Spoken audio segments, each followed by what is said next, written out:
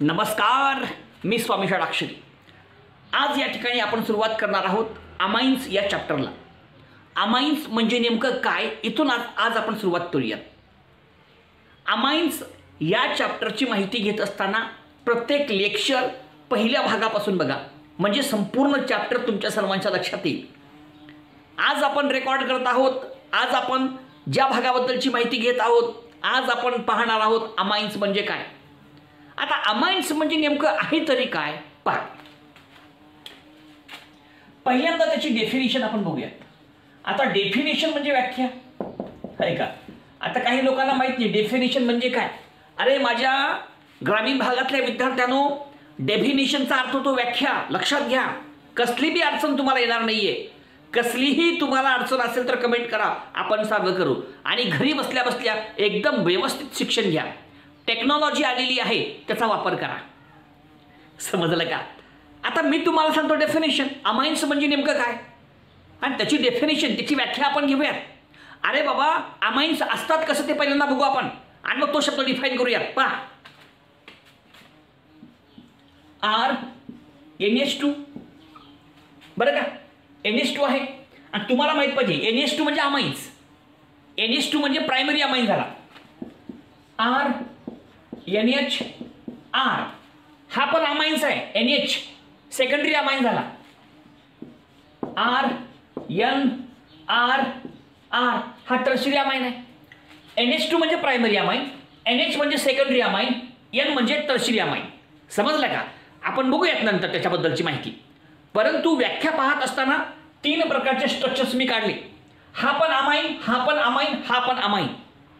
Amines बद्दल आपण जेव्हा माहिती घेतो, अमाइन्स मध्ये कुठले कुठले एलिमेंट असतात. आता समजा उदाहरण घेतलं आपण, एक उदाहरण घेऊयात आपण. CH3 CH2 NH2. अजून एखादं घेऊयात आपण. CH3 NH CH3. हे NH2 आहे अमाइन्स, NH आहे अमाइन्स. कळलं का. मग आता अमाइन्स मध्ये कुठले कुठले एलिमेंट्स आहेत पहा. नंबर 1 कार्बन आहे. नंबर 2 हायड्रोजन आहे. कळलं का. आणि एक लक्षात घ्या, ऑर्गॅनिक कंपाऊंड बद्दल आपण जेव्हा बोलतो, ऑर्गॅनिक कंपाऊंड मध्ये कार्बन असतोच, त्याचबरोबर हायड्रोजन तर असतो. समजताय का. बघा, ऑर्गॅनिक कंपाऊंड म्हणजे काय. ऑर्गॅनिक कंपाऊंड म्हणजे कार्बन असलेला. प्रत्येक ऑर्गॅनिक कंपाऊंड मध्ये कार्बन असलाच पाहिजे. कार्बन आहे म्हणून तो ऑर्गॅनिक आहे. मग अमाइन्स मध्ये कार्बन असतो का. असतोच. हायड्रोजन असतो का. असतोच. हा ना. कार्बन आणि हायड्रोजन हे सगळ्यामध्ये असतात. प्रत्येक ऑर्गॅनिक कंपाऊंड मध्ये जे काय ऑर्गॅनिक कंपाऊंड्स असतील, समजलं का, त्याच्यामध्ये कार्बन हायड्रोजन हे असतात. परंतु याला सोडून कोण आहे हे फार महत्वाचं आहे. कळलं का. ऑर्गॅनिक कंपाऊंड मध्ये कार्बन असतो, हायड्रोजन असतो.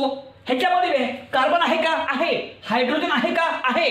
म्हणजे कार्बन आहे, हायड्रोजन आहे. परंतु याच्यापेक्षा वेगळा कोणी आहे का हे आपण शोधूयात. ह्याच्यामध्ये आहे नायट्रोजन, म्हणजे नायट्रोजन आहे. तिथं बघा, कार्बन, हायड्रोजन, हो का, नायट्रोजन. हा, तुम्ही कुठला बी घ्या उदाहरण, तुम्ही कुठलं बी उदाहरण घ्या. आणि मग आपल्याला असं म्हणता येईल बाबा, हे जे कंपाऊंड्स आहेत ज्याला आपण म्हटलं अमाइन्स, अमाइन्स हे अशा प्रकारचे ऑर्गॅनिक कंपाऊंड्स आहेत ज्या ऑर्गॅनिक कंपाऊंडमध्ये नायट्रोजन आहे. म्हणजे अमाइन्स हे नायट्रोजन असलेले कंपाऊंड्स आहेत.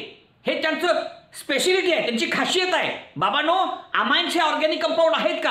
आहेत. पण अशा प्रकारचे ऑर्गॅनिक कंपाऊंड्स आहेत ज्याच्यामध्ये नायट्रोजन आहे. नायट्रोजन असलेला ऑर्गॅनिक कंपाऊंड म्हणजे आपला अमाइन्स आहे. आणि म्हणून त्याची व्याख्या करताना सुद्धा असं म्हणावं लागेल, amines are nitrogen containing organic compounds. कळलं का. नायट्रोजन कंटेनिंग ऑर्गॅनिक कंपाऊंड्स हे वाक्य लय महत्वाचं आहे. अमाइन्स हे नायट्रोजन असलेले ऑर्गॅनिक कंपाऊंड्स आहेत. आणि अजून एक महत्त्वाचं वाक्य सांगतो, हे जे अमाइन्स आहेत हे बेसिक आहेत. तुम्हाला माहीत आहे, ॲसिडिक असतो पदार्थ, बेसिक असतो, न्यूट्रल असतो. मग आता तुम्ही म्हणसाल अमाइन्स हे बेसिक आहेत का. मग आहेत तर का बरं आहेत. कळलं का. थोडक्यात सांगतो, कारण आपल्याला याच्याबद्दलची डिटेल माहिती घ्यायचं नाही. आपल्याला फक्त इतकंच माहीत पाहिजे, अमाइन्स हे बेसिक असतात. आता बेसिक का बरं आहेत याच्याबद्दलची डिटेल माहिती पुढे आहे, त्यावेळेस आपण घेऊयात. आता व्याख्या आपण करतोय खा, तरी पण थोडक्यात तुम्हाला मी सांगतो. पहा, आता हा नायट्रोजन आहे. नायट्रोजनवरती एक लोन पेअर ऑफ इलेक्ट्रॉन असतो. हा नायट्रोजन आहे, ह्याच्यावरती एक लोन पेअर ऑफ इलेक्ट्रॉन्स असतो. हा नायट्रोजन आहे, याच्यावरती एक लोन पेअर ऑफ इलेक्ट्रॉन असतो. तुम्हाला सर्वांना माहित आहे नायट्रोजनचा ॲटम असा आहे ज्याच्यावरती एक लोन पेअर ऑफ इलेक्ट्रॉन असतो. तुम्ही म्हणसाल गुरुजी लोन पेअर ऑफ इलेक्ट्रॉन्स म्हणजे काय? अरे बाबा, लोन पेअर्स ऑफ इलेक्ट्रॉन म्हणजे असे इलेक्ट्रॉन जे बॉन्ड तयार करण्याच्या प्रक्रियेमध्ये भाग घेतले नाहीत. कळलं का? म्हणजे बॉन्डमध्ये भाग न घेतलेले इलेक्ट्रॉन्स म्हणजे लोन पेअर ऑफ इलेक्ट्रॉन्स किंवा अनशेअर्ड पेअर ऑफ इलेक्ट्रॉन्स किंवा non bonding pair of electrons अशी वेगवेगळी नावं त्याला देता येतील. आता त्याच्याबद्दलची माहिती आपण नंतर बघू, पण थोडक्यात तुम्हाला माहीत राहू म्हणून सांगायला. ठीक आहे, पण तुम्हाला माहीत आहे की लेविस नावाचा शास्त्रज्ञ आहे. Lewis acid and base. बघा दिसते का? Lewis acid and base. लेविसचं म्हणणं काय ते समजून घेऊ आपण थोडक्यात. समज दिसते ना? ओके, बघा आता लेविस काय म्हणतो बघा. लेविसचं म्हणणं काय? ॲसिड म्हणजे कोण आणि बेस म्हणजे कोण?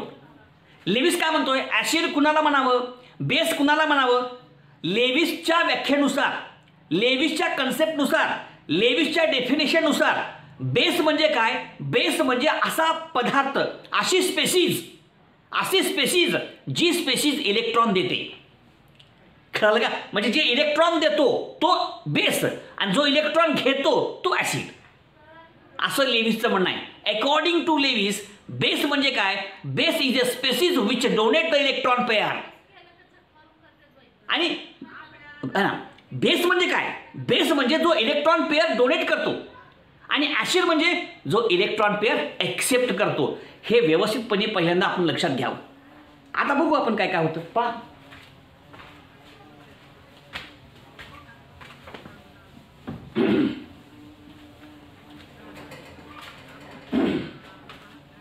आता बघा, हा कोण आहे? आर आहे.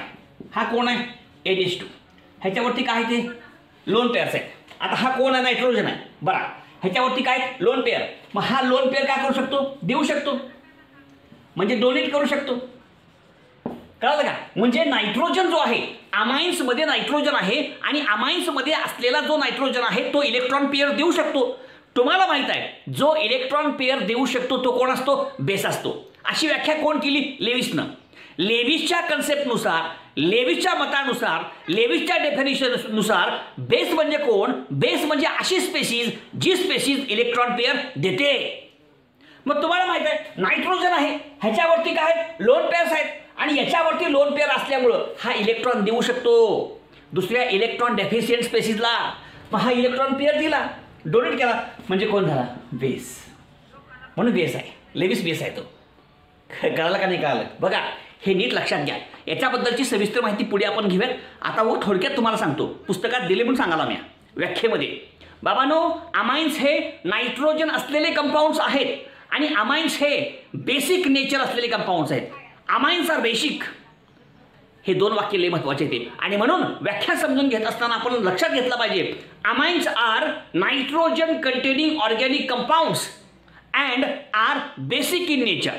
And are basic in nature हे वाक्य या ठिकाणी आपण थोडक्यात लक्षात घेतलं पाहिजे. म्हणजे ह्या सगळ्या गोष्टी आपल्या सर्वांच्या लक्षात येतील. समजलं? अमाइन्स म्हणजे काय? मग amines are nitrogen containing organic compounds which are basic in nature. संपली, व्याख्या पूर्ण झाली, डेफिनेशन पूर्ण झाली. आता नेक्स्ट पॉईंटकडे आपण जाऊयात. काय पॉईंट आहे दुसरा? बाबा, हे जे आहेत अमाइन्स कोणत्या कोणत्या कंपाऊंड्समध्ये असतात, कुठं कुठं असतात? निसर्गामध्ये आढळणारे अनेक पदार्थ आहेत. मग हे कशामध्ये सापडतात? Amines are present where. कुठं आहेत अमाइन्स? मग अमाइन्स सापडतात प्रोटीन्समध्ये. Amines are present in proteins.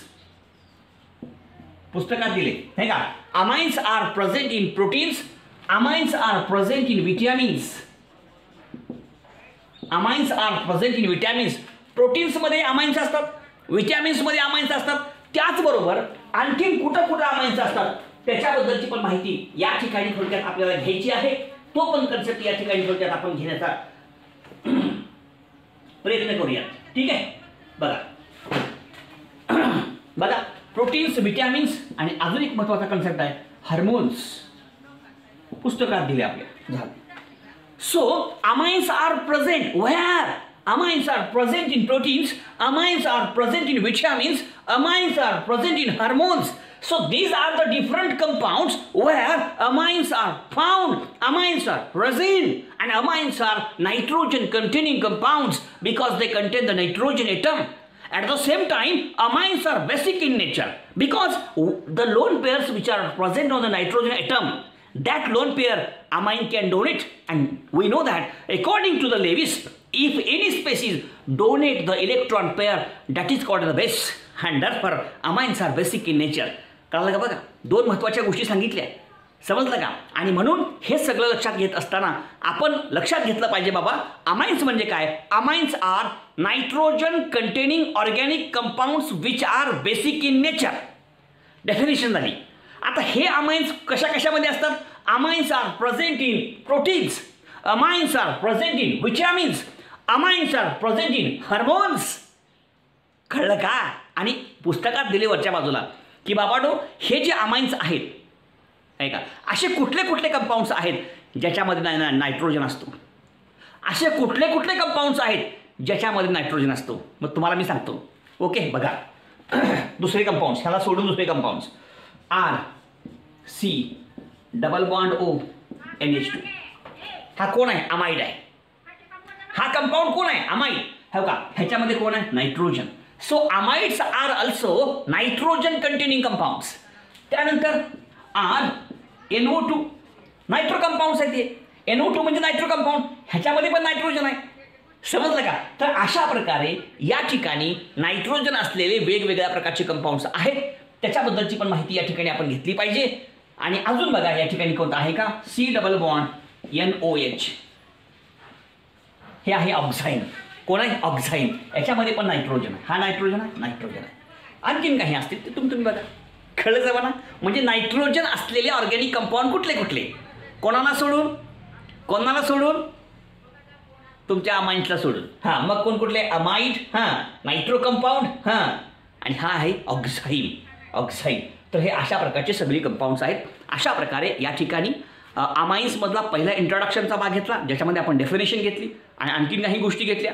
Okay, तर हा संपूर्ण भाग वाचा. कुठं अडचण असेल तर कमेंट करा. आपला व्हिडिओ तुम्ही तर बघाच बघा, पण सगळ्यांना शेअर करा. कळलं का? नाही कळालं? तुम्ही पण शिका, लोकांना बी लोकांना पण मदत करा. कारण आपण शिकलो तरच आपलं खरं आहे, नसताना आपलं काय खरं नाही. आपण शिकलो तर आपलं खरं आहे, नसताना आपलं काय खरं नाही. धन्यवाद.